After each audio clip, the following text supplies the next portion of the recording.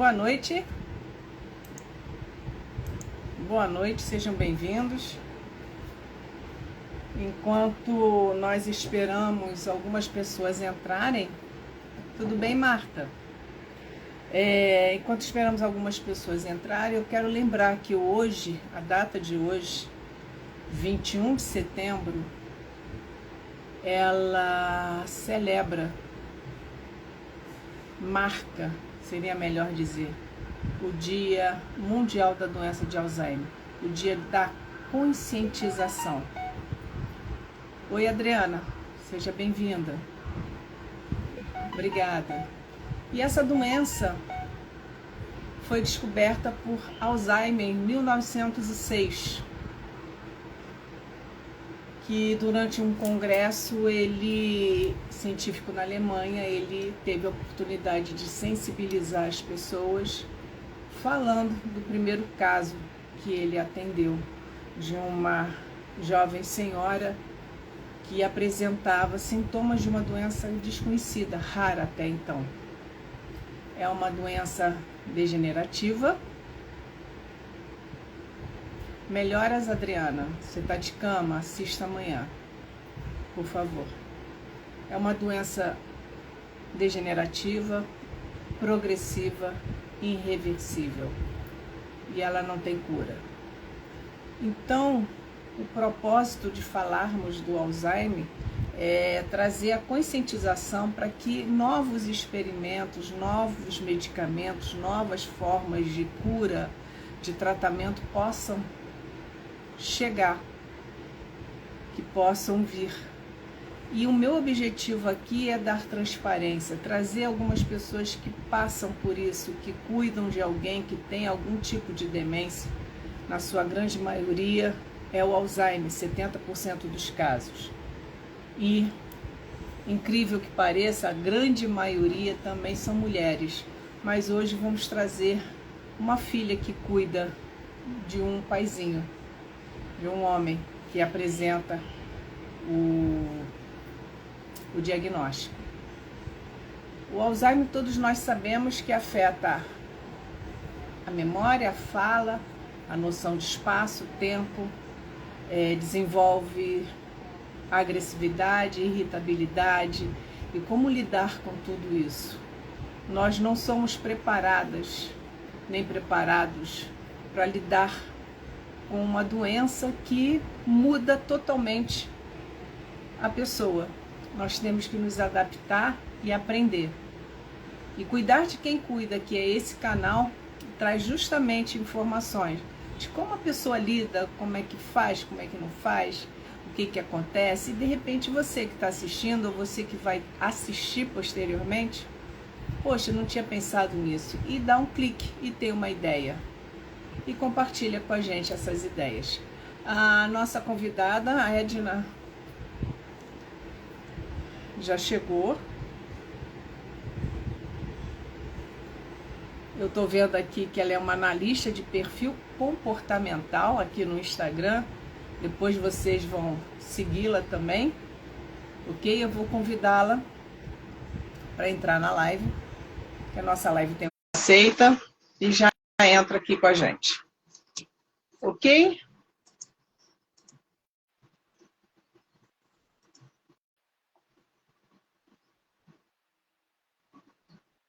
Boa noite, boa noite. Boa noite.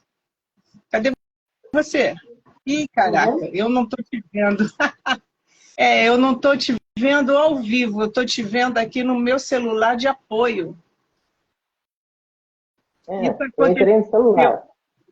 Isso aconteceu já em outra live. Eu tive que atualizar e de repente ter que atualizar de novo. Mas tudo bem, a gente continua, eu vou ficar olhando aqui para baixo. Dá uma olhada no seu som, que eu estou percebendo ele um pouquinho abafado, o pessoal vai ajudar a gente. Tá bom, tá ruim. Tá abafado. Então tá baixo. Tá abafado? Uhum. Vamos tirar o fone, então talvez seja por isso. Melhorou? Bem-vindos, então melhorou bastante. Melhorou bastante. Tá bom. O pessoal está chegando, sejam todos bem-vindos. Perfeito. Primeiramente, agradecer a sua presença aqui no canal, Edna, até porque você aceitou um convite que eu fiz num post e através de uma indicação de uma prima sua que está aqui na live, depois você cumprimenta ela. Você me procurou e nós acabamos marcando para hoje. Incrível, dia 21 de setembro. Estava vago. E nós estamos aqui juntas, batendo um papo, conversando sobre justamente os seus cuidados com o seu paizinho. Agora, eu queria que você se apresentasse um pouquinho. Eu estou aqui com o seu Instagram aberto, né? Gestão de emoções e desportiva. Quer dizer, pode explicar um pouquinho do seu trabalho, o que você faz? Depois vocês, ó, tá? O nomezinho dela está aqui em cima. Eu vou fechar aqui. Então, vamos lá. Boa noite a todos. É uma satisfação muito grande poder estar aqui, né, partilhando parte da minha história, né, da minha jornada. Só fazendo aí uma ressalva, hoje eu posso falar a grata satisfação e a oportunidade que Deus me deu de cuidar, né, do meu pai durante aí quase 15 anos, né? Nossa, Eu tempo, né? Edna Silva, né? Eu sempre digo que sou filha amada e mimada de Deus, filha do seu João, da dona Elisa, né? Pessoas aí que me colocaram no mundo e me ensinaram muita coisa, a quem eu devo muito e honro bastante. E depois eu perdi meu pai em março de 2019. Faz pouco tempo, Então, né? faz pouco tempo, 4 anos fez esse ano, né?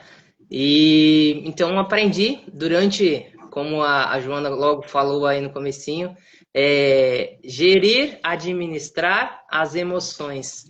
E foi algo que me aprendi ao longo desses quase 15 anos.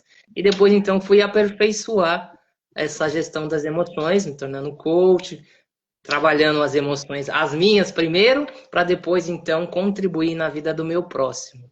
Então, é um pouquinho de mim aí. E quero começar aí honrando e agradecendo, né? Primeiramente a Deus, quero agradecer a minha prima Marta Bispo, né? Que me colocou em contato com a Joana, me mandou o seu Múcio, isso daí, pula que senão que o paraquedas abre. Exatamente, esse é meu amigo. E me colocou em contato com a Joana para que então ela mandou o seu Relis e falou aí, prima, eu acho que tem algo para contar. E realmente, quando a gente vai trazer a nossa história, com certeza eu vou contribuir na vida de algumas ou de pelo menos uma pessoa que está aí na live, ou como você disse, vai assistir aí posteriormente para que possa, então, entender algumas fases. Eu digo que o Alzheimer ele me ensinou algumas fases, as quais aí eu vou elencar ao longo da nossa live. Correto, correto.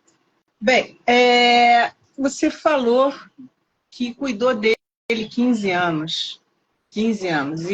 E naquela época, mais 4 já, quer dizer, nós temos 19 anos aí de diferença. 19 anos atrás, você não tinha acesso a tanta informação que nós temos hoje. Oi, Matheus, seja bem-vindo. Não temos tanto, não tínhamos, porque eu também sou dessa geração antiga que cuidou. Como é que foi receber a notícia? Como é que você começou a se virar para conhecer e poder cuidar do seu João? Porque há 19 anos atrás, vamos dizer que nem o smartphone era tão popular para estar nas nossas mãos. Ainda mais a internet. Obrigada, hein? Não tinha tanto acesso. Eu acho que naquela época, se você jogasse no Google, escrevesse Alzheimer, ia aparecer o quê? A descrição da doença. Apenas isso. Como é que você começou a lidar com isso? Você recebeu o diagnóstico e aí? Partiu para onde? Maravilha. Então, eu quero começar, Joana, dizendo assim, eu elenco o Alzheimer em 4 fases. Eu elenquei na minha vida, né, hoje, em 4 fases. Essa é a fase, essa primeira sua pergunta é a primeira fase, né? É aquela fase em que você começa a notar o comportamento... Deixa eu te interromper, porque quando fazem isso, eu tenho que agradecer, tá? Obrigado, Matheus, por ter comprado o selo pela live. Isso vai ajudar futuramente alguém, porque eu não fico com os valores, eu faço doações, mas hoje em dia, com essa crise, pouca gente tem participado. Eu agradeço a sua gentileza. Mas vai, a primeira fase, desculpa te interromper. Eu falo que é a fase da não aceitação, foi a fase da não aceitação, né? Onde nós levamos, vimos, entendemos, vemos o comportamento diferenciado, e aí então comecei a buscar um primeiro médico, uma primeira opinião, e quando vem esse diagnóstico, você não aceita. Você quer que o médico diga todos, menos que seja o Alzheimer, né? E aí então foi uma segunda opinião, uma terceira opinião, e aí então veio de fato, após os exames, que realmente tinha a questão do Alzheimer. Os neurônios estavam ali já meio que apagando. E então essa fase da não aceitação é a primeira fase. E então eu comecei a buscar, a entender o que era o Alzheimer, né? Para então eu poder ajudar e também me ajudar, né? Porque nós, família, eu digo que somos quem mais sofremos, porque para eles está tudo bem, para o nosso familiar, né? Tá tudo bem. Então essa foi a primeira fase. A segunda fase, eu digo que é a fase do porquê. A fase onde você começa a questionar por que o meu familiar, por que o meu pai, por que a minha mãe, por que o meu ente querido, né? A terceira fase é a fase do choro. É a fase onde você percebe que realmente a doença está ali já enraizada. E você começa a buscar, e eu digo sempre que o que eu pedia mais era paciência, porque é o que mais você precisa ter. Então, muitas vezes você chora muito, muito, muito, porque vê seu familiar ali, que sempre teve saúde, que sempre esteve contigo, que sempre participou de tudo, e de repente, né, não está, mas ao mesmo tempo não está. E a quarta fase eu elenco com a fase da decisão. Então, respondendo a sua pergunta, foi a questão da busca por uma opinião, segunda opinião, terceira opinião, e aí então buscar entender como eu, familiar, como eu, minha mãe, que também quero honrar muito a vida dela, que é minha parceiraça, né? E como nós podíamos então contribuir, como nós podíamos entender o que era de fato o Alzheimer, entender as fases do Alzheimer. Então, tudo que você pode imaginar que tinha na internet, que tinha em material, eu fui lendo e buscando entender como é que seria o próximo passo, como seria então nós como cuidadoras, para que nós pudéssemos então entender um pouco mais do Alzheimer. Você basicamente descreveu a fase do luto, quando você recebeu a notícia. Você descreveu basicamente aquela fase do luto que não é o luto da morte, é o luto da má notícia, do desemprego, da doença, em que nós passamos por etapas até a aceitação e o início de fazer algo, de tomar conta de algo, de fazer alguma coisa em prol daquilo. Então, e numa época, eu repito, gente, há 19 anos atrás, 20 anos atrás, não tínhamos essa gama de informações. Existiam apenas informações básicas do que é a doença, bem objetivo, e você olhava para aquilo, meu Deus do céu, se desesperava, porque tudo isso vai acontecer com o meu familiar, mas como? Amanhã, passado amanhã, daqui a um ano? Porque, infelizmente, é uma doença degenerativa, como eu comecei falando no início do vídeo, que não tem cura, irreversível, e que tem uma velocidade, e que hoje em dia nós estamos com medicações apenas para frear um pouco essa velocidade do avançar. Seu pai com 15 anos, quer dizer, eu acredito que é um dos casos tão difíceis hoje em dia da pessoa chegar chegar a 15 anos, a 20 anos, geralmente é menos tempo mesmo. Até porque nós temos infecções, nós temos outros problemas, porque ninguém morre de Alzheimer. As pessoas morrem decorrência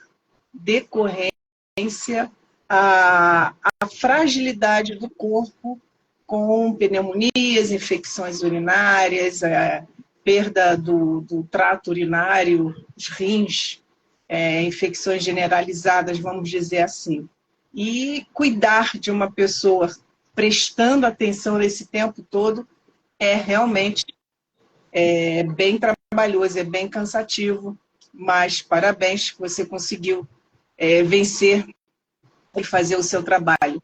Agora, a minha pergunta para você é que eu não estou vendo você ao vivo, eu estou vendo você aqui na tela do computador, por isso que de vez em quando eu olho ali para ver, e tem uma diferença, não sei o que aconteceu com a minha telinha aqui que você não entrou, mas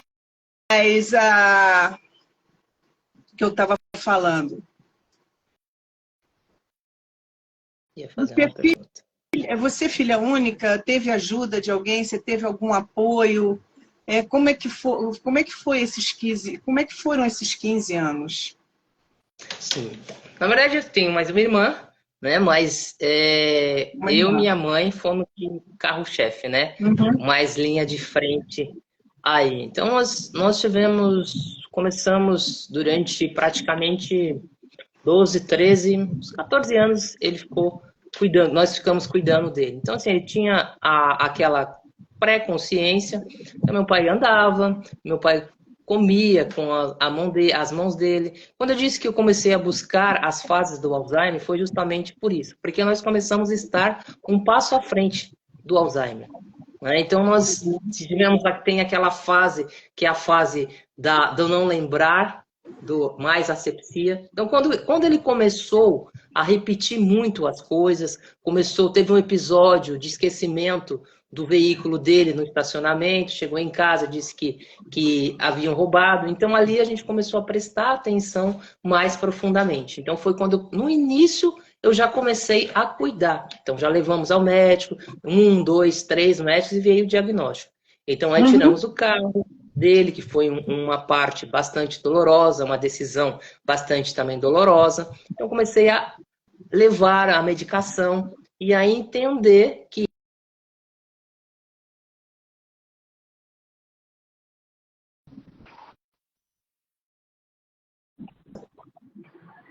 você já estava se prevenindo de algumas situações que poderiam acontecer, porque você foi atrás de informações e já tomava alguma iniciativa, para não fugir, escondia as chaves, para não sei o que, você já evitava algum acontecimento.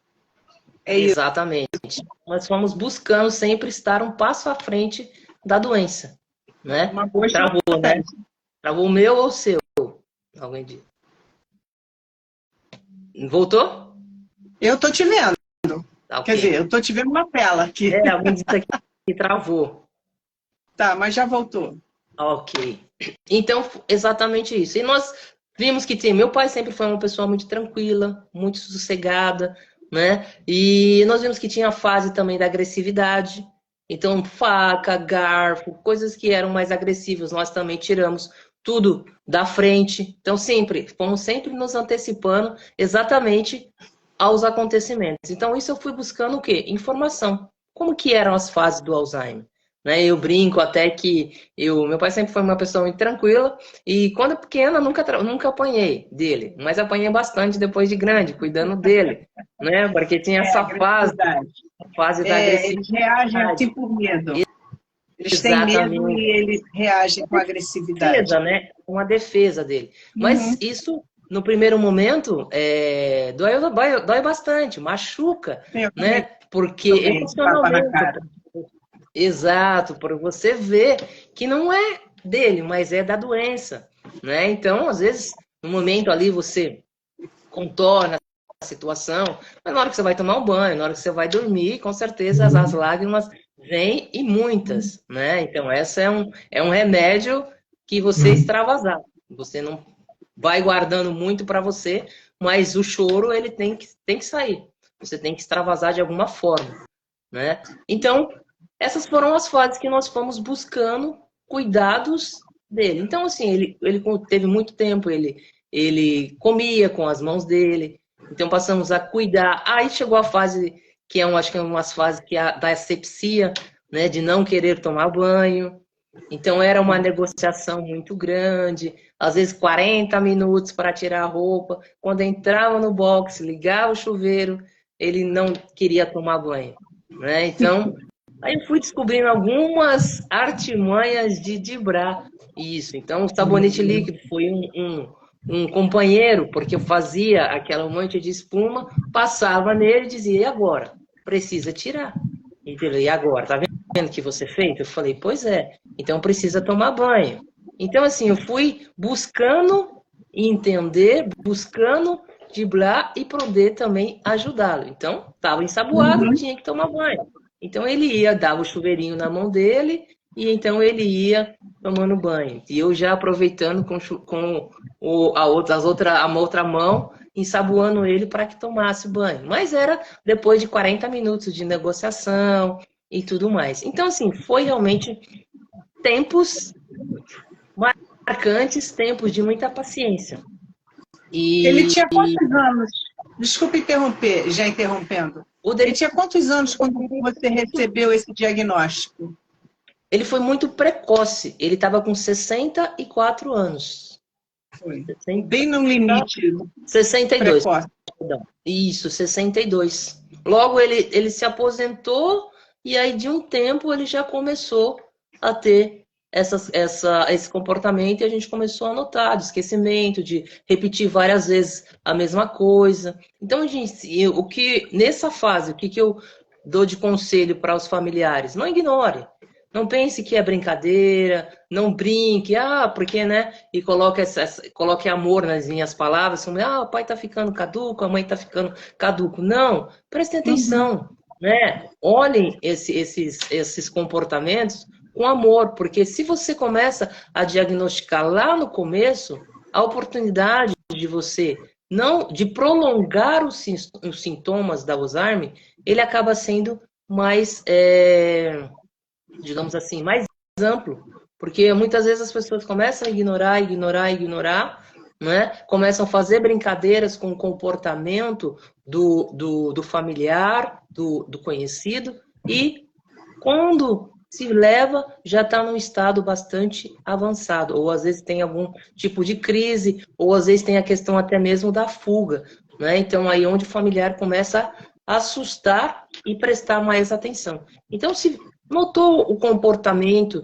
diferenciado, muita repetição, falando sempre a mesma coisa, ou estranhando pessoas que são de costume estar próximo, aí uma luzinha que ela precisa ser acesa para que você comece a prestar mais atenção no seu familiar. Então, Joana, eu creio que um dos fatores aí que prolongou bastante foi essa questão de diagnosticar logo no início e iniciar o cuidado logo no início.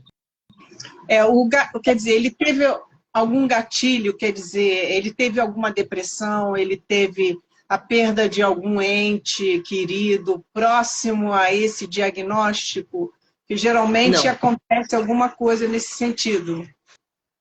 Tivemos sim um assalto que nós sofremos aqui, eu estava com ele, na porta da nossa casa, né? Então, eu vi que depois dessa situação, né, ela desencadeou alguns medos, e aí então foi... Certo. Isso, eu creio que esse foi um dos gatilhos que... Porque assim, meu pai sempre teve uma saúde muito boa. Tanto é que mesmo no período do Alzheimer, ele não teve colesterol, não teve pressão alta, ele não tomava nenhum medicamento para outra patologia, mas somente os medicamentos para o Alzheimer. Então, pressão alta, colesterol, triglicérides, diabetes, não desenvolveu nenhum, não tinha, e mesmo no período do Alzheimer, ele não desenvolveu nenhuma dessas patologias. Houve acompanhamento de alguns profissionais específicos? ele precisou de uma nutricionista, de uma fono, de alguém específico para ajudar ele a andar? Ele andava, mas ele andou durante os 15 anos, ou chegou ao ponto de ficar mais acamado em algum momento? Mais no final. Mas durante, digamos assim, os 12 anos, andava, se alimentava com a própria mão dele também. Falar, meu pai sempre foi de falar muito pouco. E aí, então, foi menos ainda. Mas, às vezes, uma vez ou outra, ele soltava, assim, um insight, mas ele gostava muito de assoviar. Então, ele assoviava bastante. Né? O tempo todo, ele assoviava. Às vezes, o dia todo, ele falava, nossa, como tem fôlego para assoviar. Então, ele assoviava bastante. Mas essa questão, assim, de realmente do acamado foi mais no final do... Isso. E a minha curiosidade quer dizer, quando ele precisou ficar acamado, quer dizer, você já antecipava todos os passos, que é importante frisar isso, gente. A partir do momento que você aceita, você tem que buscar conhecimento. Ah, mas eu não quero ler, não quero ouvir, não quero saber. Não, porque se você se prepara, você reconhece. Por exemplo, o síndrome do pôr do sol. Ele teve o que a gente chama de síndrome do pôr do sol, que ficava mais irritado quando começava a anoitecer. Na verdade, não era nem não sei se não era uma irritação, mas não dormia. Não dormia. Então, tomava uma medicação que o médico falava assim, que nós, né, tomássemos uma gotinha, dormiríamos pelo menos 24 horas. E ele tomava 8 gotas e dormia lá para umas 3 horas da manhã. Era o horário que ele sentia um pouco de sono. E aí, então, ia dormir. Né? Então, tinha essa questão mesmo da passar a noite, mesmo tomando a medicação, ficava acordado até pelo menos umas 3 horas da manhã. E eu falo que essa foi uma fase bastante desafiadora, né? Porque na época eu trabalhava, e graças a Deus trabalhava um dia sim, um dia não, e sempre levantava 4h40, 3 horas, ele deitava, 4h40, eu levantava para trabalhar. Então tinha aí 1h40 para descansar, das 12 horas do dia, e mais à noite cuidando dele. É muito pouco, realmente é muito pouco. Mas eu digo que ele teve o diagnóstico precoce, né, com 62. Então, se a gente colocar 15 anos, 77 anos, ele veio a falecer. Boa noite, Cláudia, seja bem-vinda. Mais ou menos com 77 anos que ele veio falecer. 74, 75, 76. 76. Ok. E como é que foi esse processo a partir do momento que ele ficou acamado até a partida dele? Como é que foi? Quais as dificuldades que você percebeu, sentiu, notou? Eu sei que você estava preparada, porque você estava se antecipando, mas nunca é igual o que a gente lê. É diferente o que a gente vive, o que sente. Como é que foi esses últimos 3 anos para vocês? Então, na verdade, o que acontece? Eu comecei, então, a sentir e a ter a dificuldade do quê? Porque minha mãe, quem era cuidadora dele durante o dia, e à noite eu deixava ela descansar e eu cuidava à noite até a hora que ele, assim, quisesse dormir. Né? E no dia seguinte eu estava de folga, então deixava, falei, mãe, vai caminhar um pouco, vai andar, vai espairecer um pouco para ter essa questão de revitalizar um pouco as energias, né? E nós levamos essa vida durante algum tempo. E minha mãe, ela já é uma pessoa, quem conhece aí, 55 quilos ela tá gorda, né? E... não deixa ela me ver, não. E nessa fase aí de quase esses 10, 12 anos aí de cuidado, ela perdeu mais uns 10 quilos. Então eu tava realmente vendo, aí levei ela para passar no psicólogo, porque eu acho que isso é muito importante também, né? Porque um casamento de quase 50 anos, né, onde ali convivendo os dois. E então levei também ela para passar no psicólogo, e o psicólogo disse para ela: só paciência, paciência e paciência. Então eu vi um ponto que eu estava para perder a minha mãe, né? Então aí eu falo que é a fase onde eu tive que tomar uma decisão, a fase da decisão, né? Onde era a fase mais crítica que ele começou. Ele teve agressividade, o Joana, interessante, que era comigo. Com a minha mãe ele nunca teve. Mas geralmente é. Né? Geralmente é com a pessoa que está ali mais presente nos momentos mais difíceis, eles descontam em cima. Isso, mas eu sabia que era uma agressividade de amor, né? Depois a gente vai entendendo. Não tem nada a ver com a pessoa, é a doença, é a doença. Exato. E então aí veio a questão da decisão, né, de buscar um cuidado. Busquei algumas cuidadoras, mas acabou não dando certo. E aí então eu falei, poxa, eu preciso dar uma qualidade de vida tanto para ele quanto para minha mãe também. Então essa fase foi a fase da decisão, a fase de buscar uma internação para ele.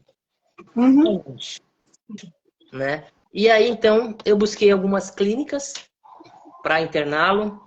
E foram 25 visitas, 25 clínicas em que eu visitei, e nenhuma delas eu disse, não, aqui eu jamais vou deixar o meu familiar. Mas eu sempre digo que, eu não sei, dentro da espiritualidade de cada um, né, eu declaro a minha fé em Deus e sempre busquei orientação para que ele pudesse me dar a melhor resposta.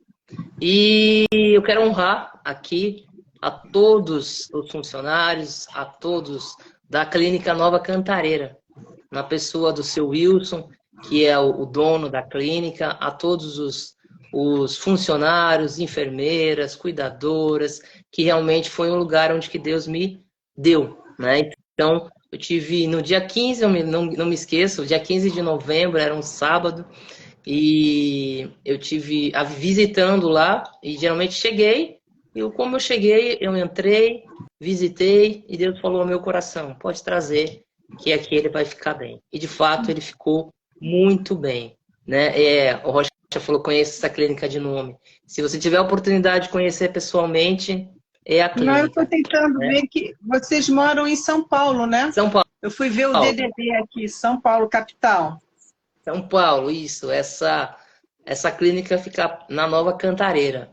E realmente é uma clínica, assim, totalmente diferenciada.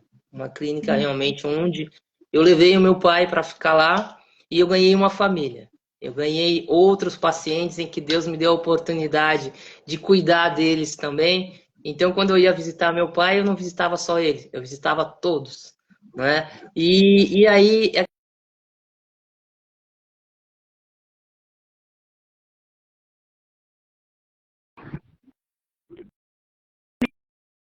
Né, existe muito ainda preconceito quando você coloca o seu familiar numa clínica. Diferente da Europa, de outras culturas asiáticas, bem diferentes. Mas você o fez, deixando claro, que você o fez justamente, agora travou aqui.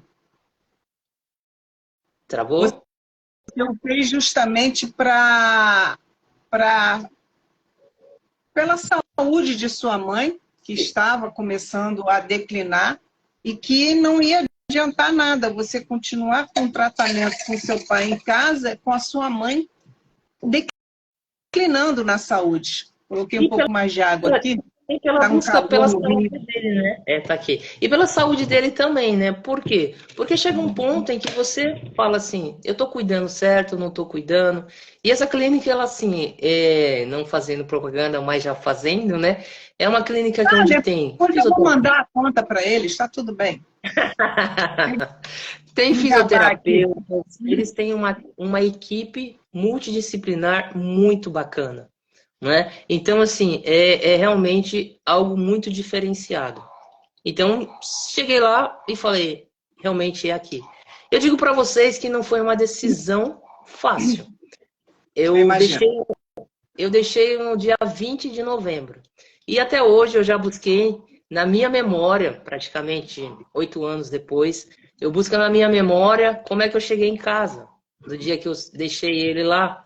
Então eu não sei qual é o caminho que eu fiz, eu não sei como é que eu vim dirigindo para casa, né? Então realmente foi uma decisão muito difícil, mas uma decisão que depois, realmente, muito dolorosa, mas uma decisão que depois eu entendi que era necessário. E eu quero dizer que eu fui uma filha muito presente na vida dele, e o que me conforta bastante é que, no final, foram 25 dias de hospital. Meu pai não esqueceu de mim. Eu chegava ao hospital e dizia bom dia na recepção. Quando eu chegava no quarto, as meninas falavam, eu já sabia que você tinha chegado. Porque mesmo inconsciente, ele escutava a minha voz e reconhecia a minha voz. E eles diziam assim, quando você chega aqui, e eu ficava o tempo todo, e ele segurava a minha mão o tempo todo, e ele dizia assim, dá banho, quando você está aqui próximo, ele se sente seguro perto de você. Então, todos os dias, um dia sim, um dia não, todos os finais de semana, eu estava lá, chegava na clínica, dava o almoço para ele, participava do banho, dava janta, quando eu deitava ele, é que eu vinha embora. Então, foi minha segunda casa, minha e da minha mãe. Então, todos os dias, um dia sim, um dia não, nós estávamos lá, com ele, participando, acompanhando. Então, tudo o que acontecia, hoje eu tenho no meu celular, guardo ainda aí, tenho mais de 2.000 fotos desse período que ele ficou lá, porque todos os dias era foto que mandava, foto do café, foto comendo. Então, quando ele chegou lá, ainda ele andava, comia com a mão dele, começou a fazer a série de fisioterapias, e somente no finalzinho foi que ele ficou mais acamado. Então, digamos que ele ficou acamado num período aí de 1 ano e meio, 2 anos. Mais ou menos isso. Isso. Uhum. Então, assim, eu digo hoje que foi uma experiência, um crescimento e um fortalecimento muito grande. Onde eu descobri, já poderia até saber, mas eu descobri de forma muito brilhante o que é realmente o amor incondicional. Eu digo que ser filho é fácil, mas honrar e viver como filho é muito desafiador. E para alguns, talvez não seja, né? Mas honrar pai e mãe é muito gratificante. A experiência que eu tive com ele esse tempo, e a minha mãe também ali, uma vencedora, uma batalhadora, uma companheira, né? Eu digo sempre que, às vezes, qualquer coisa que nós comíamos aqui em casa, elas sempre separavam um pedacinho para que no dia seguinte nós íamos lá na clínica, ela levava sempre um bolinho, sempre lá, as refeições lá são muito fartas, muito boas, mas sempre a comidinha de casa era sempre levada para que ele não esquecesse, né? Então realmente foi um crescimento muito grande, um fortalecimento muito grande, um aprendizado muito grande, que eu digo assim, que realmente descobri o que é o amor incondicional, de você não medir esforços para que você possa ver o seu familiar da melhor forma possível. Eu quero pular um pouquinho aí da história e ir lá quando ele precisou. Nesse tempo, Joana, ele não ficou nem nada hospitalizado. Ele ficou hospitalizado somente os 25 dias que antecederam, né, 25, digamos mais uns 15 dias que antecederam o falecimento dele. E eu sempre minhas férias, eu sempre viajo, e essas férias foi uma férias diferente, né? Dia 20, eu iniciava minhas férias dia 28 de fevereiro, e aí então de 2019, e as férias que você não programa nada. Você não programa viagem, não programa nada. E as pessoas falam, vai para onde? Eu falei, não sei, como assim você não vai viajar? E no meu primeiro dia de férias, no sábado, ele teve uma convulsão, o pessoal da clínica me ligou, nós tínhamos um convênio, então eles trouxeram ele de ambulância para cá, eu encontrei com ele no hospital, e ali foram 25 dias de internação, onde essa convulsão, ela foi um pouquinho mais grave, ele voltou, aí começou o comprometimento dos órgãos, né?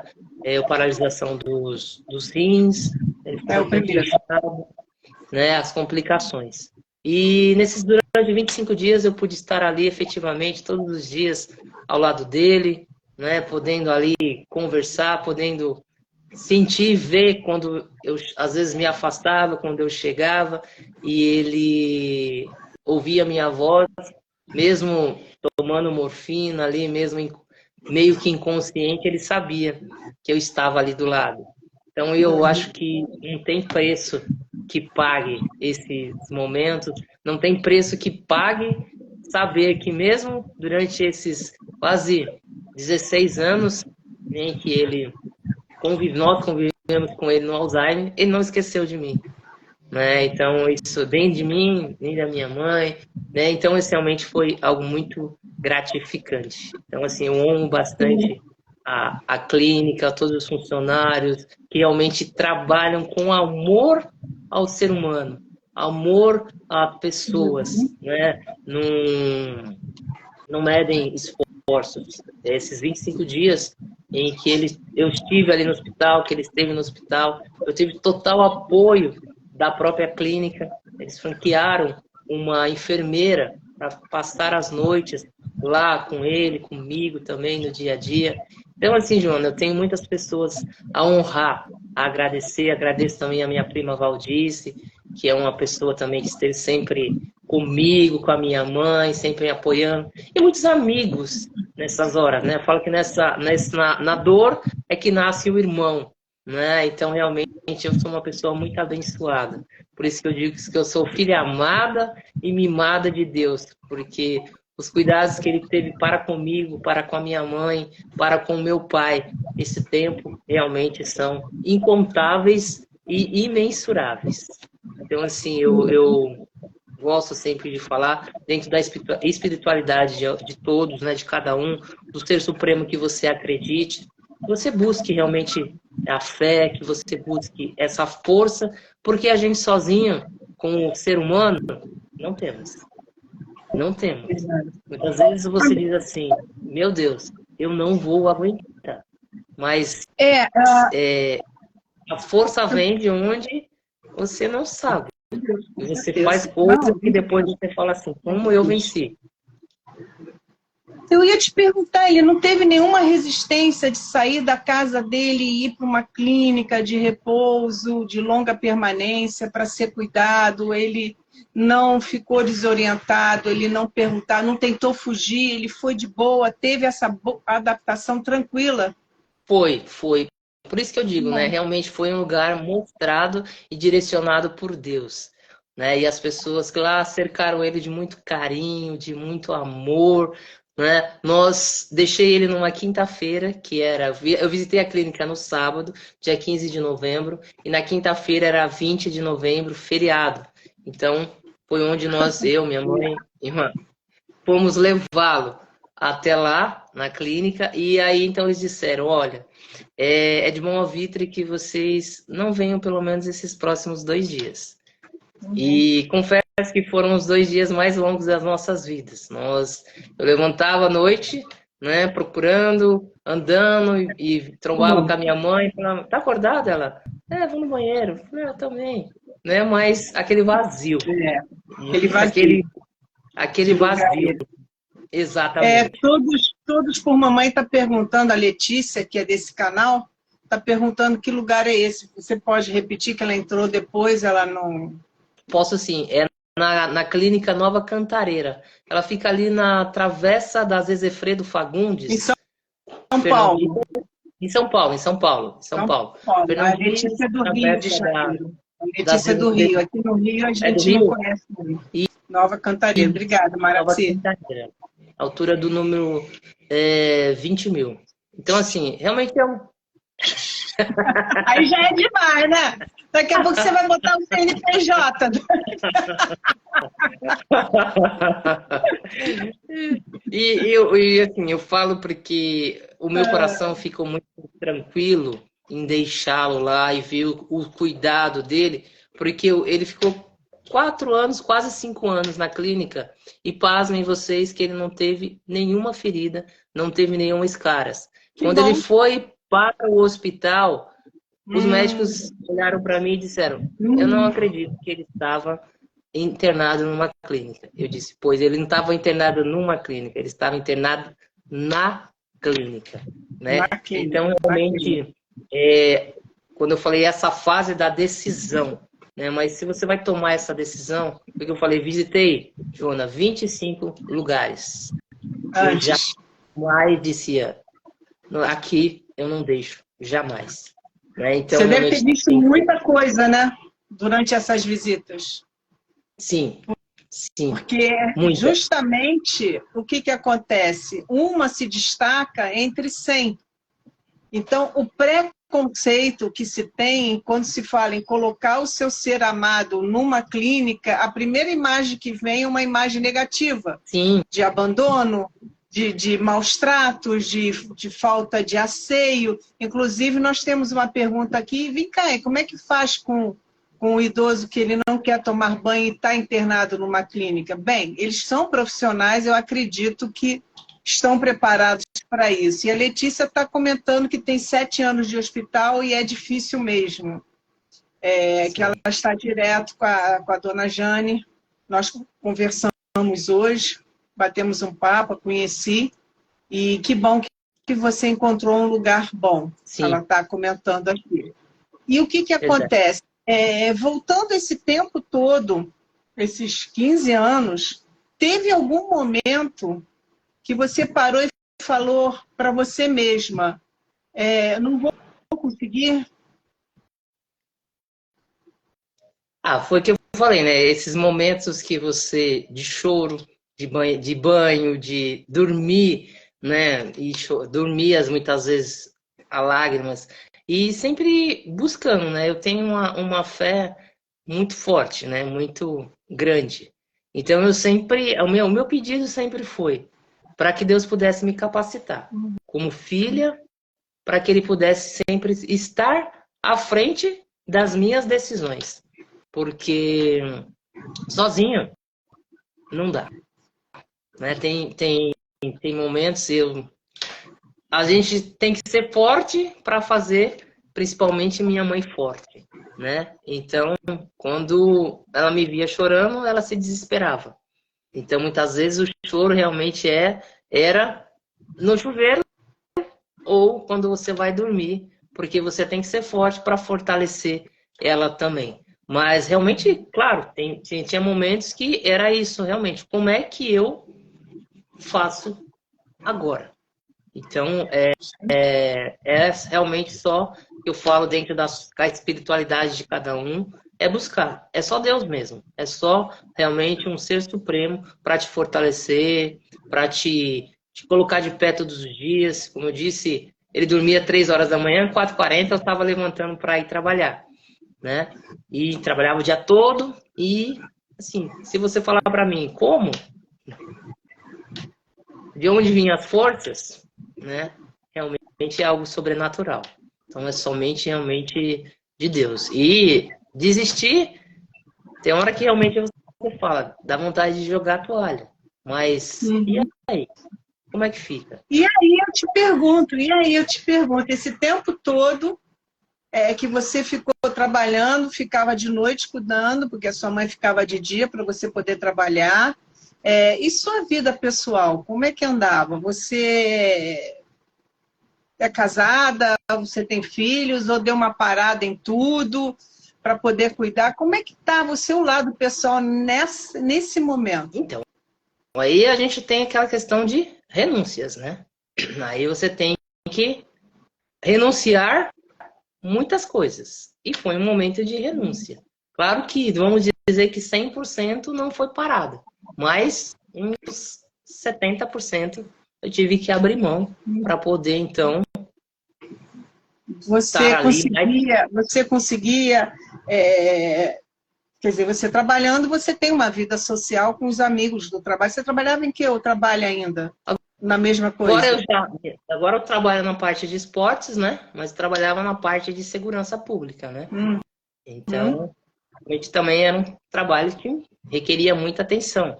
Mas assim, João, é aquilo que eu falei para você. Se eu te falar de onde vinham as forças, de desistir, de parar, realmente foi algo assim que... Uma entrega minha e uma confiança total. Realmente. Não que você tomou. Acontece na maioria das vezes. Comigo também. A gente não percebe, abre mão e depois a gente resolve isso. exatamente. Eu não sei quem falou aqui, deixa eu ver aqui, deixa eu só voltar aqui. Tá aqui, ó. Oi, Adriano. Beirute. A Beirute. Falaram para mim que eu parei minha vida, não penso dessa forma. É exatamente. A Ruth. Isso, Ruth, né? Ruth, eu também não penso dessa forma, porque eu falo assim que muitas coisas que aconteceram naquela época e vem acontecendo cada dia mais, eu sei que é fruto dessa entrega, dessa gratidão, dessa honra ao meu pai, à minha mãe, né? Então, assim, eu não vejo também dessa forma de abdicar. Claro que eu falo de renúncia, porque algumas coisas, mas eu não me arrependo. Eu falo em adiar. Não, adiar não, algumas coisas. Adiar algumas coisas. Mas se fosse para passaria realmente novamente. Então, Ruth, eu realmente compactuo do mesmo pensamento que você, né? Não é parar, mas é realmente adiar, né? Como a Joana disse, para que aquela oportunidade, né, ela vem realmente naquele momento, porque o que é seu, vem. Então, realmente é assim que eu vejo. Hoje eu sou uma pessoa muito grata. Eu agradeço muito por essa experiência que eu passei. Difícil, desafiadora, na verdade, né? Mas que me fez crescer muito, que me fortaleceu muito. E como eu disse, né? Me fez amar muito. E eu quero compartilhar, Joana. Eu sei que a gente vai lembrando tantos momentos, assim, a gente quer falar tudo, né? Não, pode ir, não tem problema não. E você falou assim, por como durou, né, muito tempo. E lá na clínica em que ele ficou, ele tinha um atendimento médico, né, Dr. Marcos, e também um fator aí, Dr. Marcos veio a falecer. Eu não fui feliz na frase, tá? A média de duração de uma pessoa com Alzheimer é de 10, 12 anos. Isso, eu não me expressei bem. E algumas raras exceções, como a mãe do Joá, Dona Conceição, com 15 anos, o seu João, seu pai, e algumas outras que você conta nos dedos. Né? Você até me desculpe, a frase não foi muito bem colocada na hora, porque a gente tem números na cabeça. Sim, e quando você fala em 15 anos, nossa, é uma exceção. É bom, é positivo, dá esperança isso. Dentro da medicina, né? Até mesmo dentro da medicina é o que eles dão, até menos que isso, né? E um fator bastante interessante que foi, e eu creio que as pessoas que estão, esses filhos que estão tendo seus familiares aí com muito tempo, e um dos fatores interessantes é que chegou uma fase, durante um período, que o Alzheimer do meu pai, ele estagnou. Ele não progrediu, nem regrediu. Né? E o Dr. Marcos era o médico lá um dos médicos lá da clínica, e ele disse assim, não tem explicação. A única explicação que tem é amor. Né? E isso para mim foi uma frase muito marcante. Então, realmente, muito marcante, pela atenção, pelo carinho, pelo amor que você tem com seu familiar. Então, foi uma fase, durante quase uns 2 anos, ele estagnou, ele parou. Nem progrediu, nem regrediu. Então, foi até uma fase que ele deu uma reduzida na medicação. Maraci diz que conheceu uma pessoa com 20 anos de Alzheimer. Uau. São raríssimos. São raríssimos. Ainda mais quando é um Alzheimer precoce, uma demência precoce. É mais difícil ainda. E realmente o amor ajuda. A forma de cuidar, o tratamento, a atenção... E etc. Mas e aí? Me diz uma coisa, Edna. Você percebeu que sua mãe estava adoentada, ficando doente, você acredito também que estava bem exaurida, houve essa decisão, vocês foram abençoados com uma boa clínica, conforme você já narrou. A sua mãe, acredito que deve ter começado a se recuperar, a voltar, mas veio o luto.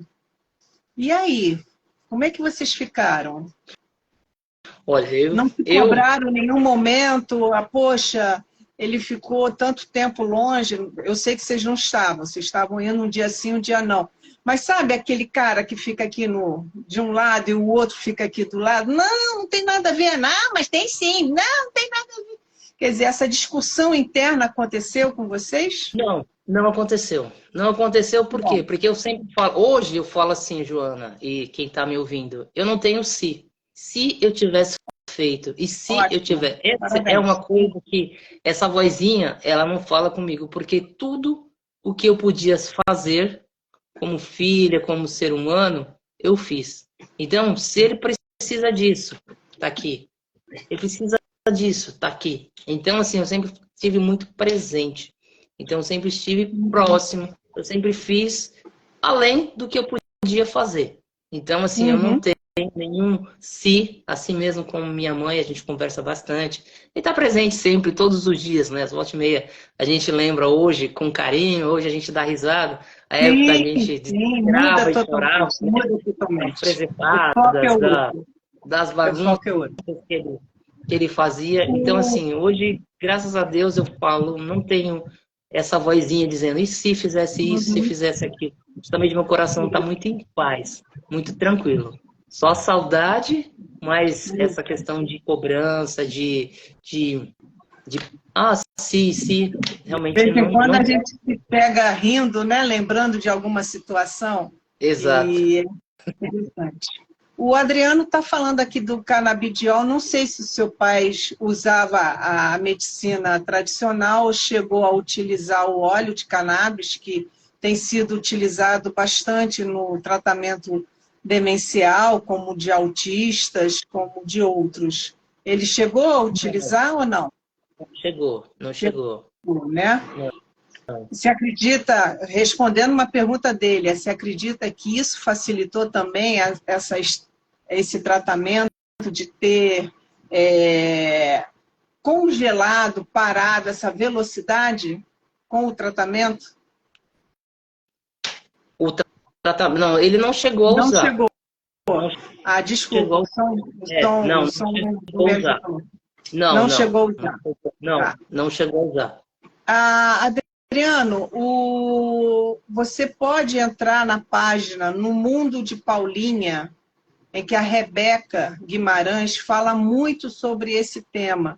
A mãe dela, que tem Alzheimer, ela faz tratamento com canabidiol, o DHC, o CDL, etc. E você vai ter muita informação lá e de repente, vocês batem um papo também.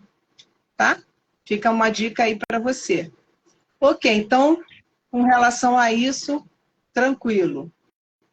E agora a sua vida voltou ao normal? Sim. Normal? Sim. Sim. Normal. É que nem eu falei, você falou depois da questão do luto, né? Durante 15 dias eu não quis falar com ninguém, eu não quis ver ninguém, eu fiquei no meu casulo, né? E eu precisava viver esse meu processo de luto, que foi necessário, né? E aí então eu disse, bom, a minha vida continua e eu preciso também agora cuidar da minha outra joia rara que Deus me deu, né? Que é minha mãe. Né? Então, estamos aí, graças a Deus, ela também, depois de praticamente um casamento aí de 50 anos, né? E sentiu bastante, mas graças a Deus está comigo aqui, né? Tá firme e forte, né? Tá firme e forte. Mas foi esse processo de pelo menos esses 15 dias aí eu disse, eu preciso desse tempo para mim, né? Então, o luto é um processo diferente para cada um de nós.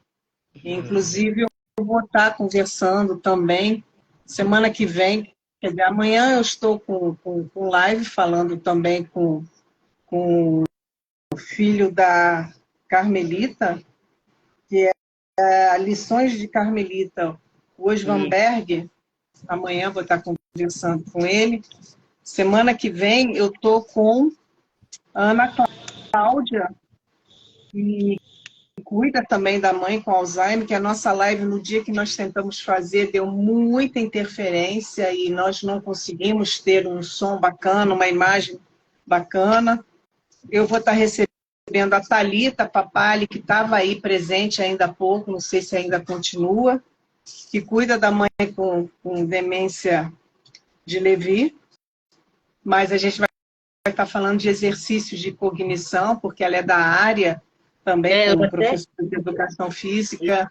E eu até queria falar, pegando o seu gancho aí, eu também sou educadora física, né? Uma das minhas formações é educadora física, e isso é muito importante, a parte da atividade física também, porque a medicação deixa um pouquinho eles sedentário, um pouquinho leso, né? Mas exercitá-los, isso também contribui. Não quero pegar o tema da nossa amiga, mas assistam a live que ela vai falar sobre isso. Mas isso também foi muito importante, porque sempre colocava ele em movimento.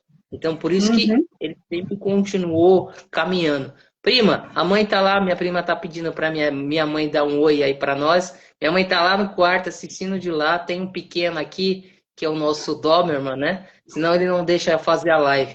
Tô vendo. Mas eu digo que dá um oi para Marta, ela não vai surtar, tá certo. Tá bom, prima. Por isso que ela não tá aqui do meu lado, senão eu não tava conseguindo falar aqui com essa tranquilidade, senão eu tava aqui numa latição e numa... Por isso, então ela tá lá com o pequeno, com o caçulinha dela, que também foi aí um grande remédio aí para preencher um pouquinho o tempo dela depois da é muito bom, muito bom. O companheiro dela, assim, um pro outro. Então, por isso. E eu encerro o Setembro Lilás na quarta-feira com a Fabiana Moraes, que também vou trazer para falar do tema. E o mês eu encerro sobre o narcisismo, a segunda parte, que eu já fiz mês passado, a primeira parte e a segunda parte. O interessante disso tudo, eu gostaria de estar encerrando a live com uma pergunta apenas, tá? Qual foi a grande lição, sem ser o espiritual, a grande lição que você aprendeu ao cuidar de seu pai? Amor incondicional. Amor incondicional. O verdadeiro sentido dele. Eu estou lendo aqui dos comentários, gente, tem cada coisa fantástica aqui. O que acontece? Para quem não sabe, tá? Ou quem chegou depois, eu cuidei da minha mãe por 9 anos, foram apenas 9 anos, com Alzheimer, e ela ficou acamada no último ano de vida, e infelizmente, por ela ter uma saúde mais fragilizada por causa de uma asma crônica, ela acabou sendo internada várias vezes com pneumonia, sendo que na última internação houve uma infecção no intestino, que foi diagnosticado no hospital tardiamente, a vovó Polly, como vocês gostavam de chamar, e que ela chegou a falecer nesse mês de setembro, no dia 12, invertendo 12 para 21, porque ela não fazia nada barato. Ela sempre fazia alguma coisa com consenso, né? E eu sou psicóloga, psicoterapeuta, gerontóloga, então eu convido quem tiver interesse em me seguir, será bem-vindo aqui no canal, até porque esse tema é um tema em que eu falo de cuidar de quem cuida, ou seja, hoje você está se cuidando, a sua vida normal, que eu falei, é justamente disso. A gente precisa começar a nos cuidar durante o cuidado para não adoecer. Isso é o principal, e é muito difícil de entrar na cabeça das pessoas. Como eu vou me cuidar? Como eu vou me cuidar? Então, não adianta você estar ali 24 horas, 7 dias por semana, Neuza, e não se cuidar. A sua bateria um dia vai arriar. Tá? Vai arriar. Eu falo isso de carteirinha. Para quem não sabe, para quem não me conhece, minha mãe, ao falecer, eu já estava doente, só que eu não tinha ciência. E ano passado, eu fui diagnosticada com câncer de mama e já estou com esse câncer na remissão, com a medicação e o tratamento pelos próximos 5 anos. Então, de alguma maneira, eu somatizei essa doença. que poderia ser uma depressão, poderia ser uma ansiedade, poderia ser um pânico, poderia ser algo emocional, mas eu fiz físico. E aí? Então, comecei a me cuidar e comecei a bater nessa tecla para vocês que estão assistindo essa live. Por isso que eu sempre brinco, vida normal, que a vida não é nunca mais normal. Depois que a gente perde um ente querido, seja um pai, seja uma mãe, seja um filho, seja quem for, não é. Falta um braço, falta uma perna, falta algo. Mas a gente precisa seguir em frente. Porque nós temos compromissos aqui na Terra que são missões e são aprendizados, principalmente, aprendizados. Então, não adianta nada eu cuidar 10 anos, 15 anos, 20 anos, 5 anos, se no final eu não aprendi nada. Se no final eu continuei a mesma pessoa, porque eu tenho certeza, Edna, que você não é a mesma de 20 anos atrás. Não é. Como eu não sou. Nós amadurecemos, crescemos e hoje podemos falar com a carteirinha na mão, vou pegar uma carteirinha aqui qualquer, de carteirinha na mão, tudo aquilo que a gente passou. E eu te garanto que você também deve ter o mesmo sentimento. Eu não me lembro da dor. Sim. Não lembro da dor. Eu lembro dos bons momentos, da saudade daquela espanhola safada, sem vergonha, que de vez em quando aprontava, mesmo demenciada, mesmo acamada, ela tinha aqueles momentos que falava um monte de coisa e mas como é possível, né? E hoje estão risadas, hoje é saudade, como a Maraci, com a mãe dela, que em dezembro vai fazer 2 anos, que nos deixou também, como outras pessoas que estão aí. As dores da alma vai para o físico. Quando o físico começa a gemer, prestem atenção.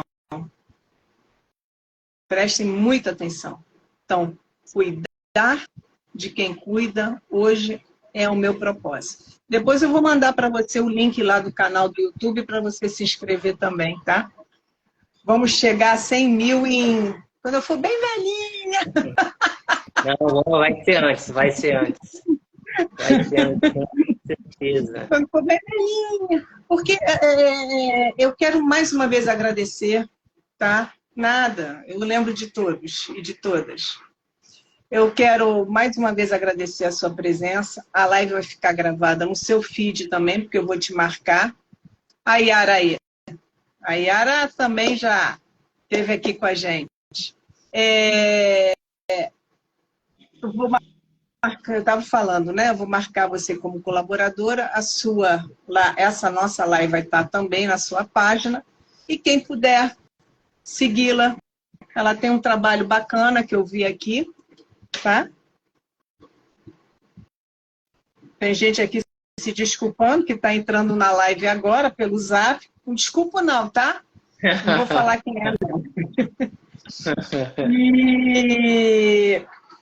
E quem puder me seguir, eu agradeço também, porque nós não ganhamos nada aqui. Minto, ganhamos muito. Ganhamos o melhor de tudo, tá? Conhecimento e o prazer de conhecer pessoas como você. Eu sou grata a Marta Bispo, que vai receber o meu oi, por ter feito essa intercessão, essa apresentação. Tá bom? Tá ótimo, então. Gratidão, né? Boa noite a todos. E obrigado mesmo, Joana, por a gente poder, esse tempinho, né? Compartilhar parte, né? Porque não deu para falar tudo, né? A gente vai lembrando. Mas e agora que a gente já fez Desculpa, agora que a gente já fez 1 hora de live, eu posso corrigir. É Ruana. Ah, Ruana! Tudo bem. Ruana, ok. Ruana.